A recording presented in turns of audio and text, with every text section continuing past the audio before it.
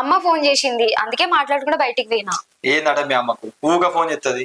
వాళ్ళు సమ్మక్కం చేసుకుంటారట, మా చిన్నోనికి ఎత్తుల బంగారం జోకుతాలట, గొర్రెతో చేసుకుంటారట. మనల్ని 3 రోజుల ముందే రమ్మన్నది, అందుకే ఫోన్ చేసింది. పోదాం మరి అందరం. మీ వాళ్ళకి ఏడ పని లేదు, ఎప్పుడు చూడు ఏదో ఒక దేవుని చేసుకుంటారు, ఏదో ఒక సాగు చెప్పి ఇంటికి రమ్మని చెప్తారు. అయినా మనం ఏడ పోతుంది, మనకే ఇంటికాడ పని ఉండదు. అగో గట్ల మాట్లాడితేవేంది? ఇంటికి ఆడబిడ్డ అన్నప్పుడు ఎన్ని పనులు ఉంటాయి చెప్పు.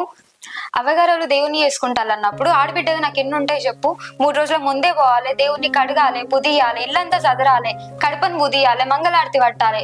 అసలే సమ్మక్కం చేసుకుంటారట, ఎత్తుల బంగారం అట. నేను లేకుంటే అసలుకే నడవదు, పోవాల్సిందే మనం. సరేది పోదాం కానీ ఎప్పుడు రమ్మని చెప్పారు మీ వాళ్ళు? వచ్చేవారమేనాట. దేవుని ఫోటోలు గిట్లా కొత్తవి తీసుకొస్తాలట. పొద్దున్నే లేచి స్నానాలు చేసి సామాన్లు తీసుకురావడానికి పోవాలి. అసలుకే ఆడబిడ్డాను కదా, అన్ని దగ్గరుండి చూసుకోవాలి. అందుకే 3 రోజుల ముందే వస్తా అని చెప్పిన. నువ్వు మెల్లగా వచ్చినా ఏం కాదు, కానీ నేను మాత్రం ముందు పోతా. అవ్వగారి ఇంటికంటే చాలు, ఆడవాళ్ళు సంకలు గుద్దుకుండా సంబరపడకుండా పోతారు. సరేది పోదాం కానీ మావయ్యకు నువ్వు బాగా చెప్పు, మరి నువ్వు అసలే మర్చిపోతావు. చెప్తాది.